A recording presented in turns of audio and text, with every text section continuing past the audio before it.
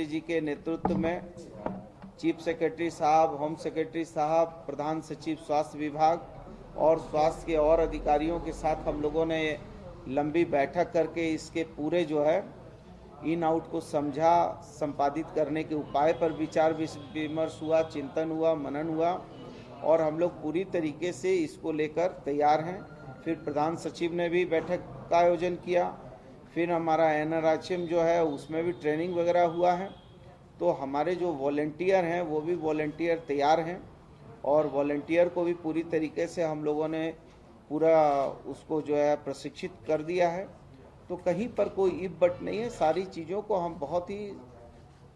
सावधानी के साथ और बहुत ही आसानी के साथ हम इसको संपादित करेंगे। मंत्री जी, प्राथमिकता के आधार पर पहले दौर में किन किन को चिन्हित किया गया है जिन्हें ये डोज दिए जाएंगे, टीका दिए जाएंगे? नहीं, मैंने कहा ना कि देखिए, मैंने आपको कहा कि जो हमारी स्वास्थ्य मंत्री भारत सरकार के साथ जो बातचीत हुई, जो हमारे ICMR के गाइडलाइन आए, जो भारत सरकार का गाइडलाइन आया, उसमें मैंने आपको पहले भी बताया कि उन्होंने चार सेगमेंट में बांटा है। पहला स्वास्थ्यकर्मी है, दूसरा जो है कोरोना योद्धा, जो जिन लोगों ने पुलिस के लोग हैं, होमगार्ड के लोग हैं, जो सीधी लड़ाई में शामिल रहे हैं। तीसरा फिर वो लोग हैं जो 50 साल के ऊपर के लोग हैं, उनको हम लोग सारे जितने हमारे CS वगैरह हैं उन लोगों को दायित्व दिया गया है। वो करीब 70,000 से कुछ ज़्यादा लोग हैं, ये 70,000 बोल रहा हूँ, 70 लाख से कुछ ज़्यादा लोग हैं।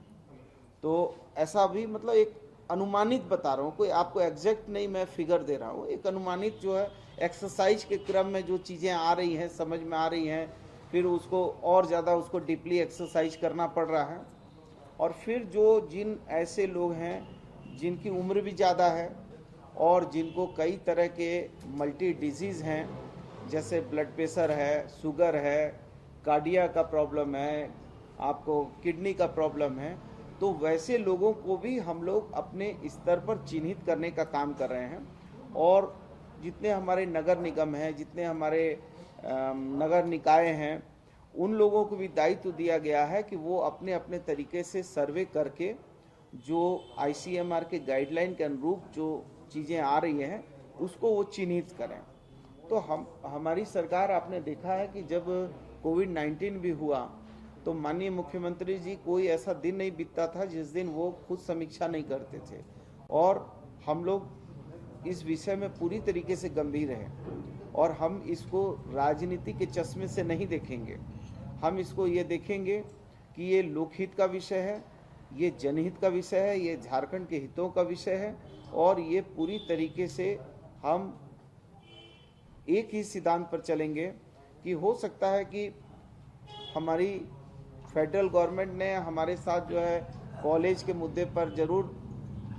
हमारे साथ जो है अन्याय किया है, ये हम मानते हैं, लेकिन फिर भी ये लोकहित जनहित के मुद्दे पर जो भी हमको गाइडलाइन प्राप्त होंगे उस गाइडलाइन का हम अक्सर पालन करेंगे। बीच बीच में लोग ये कहते हैं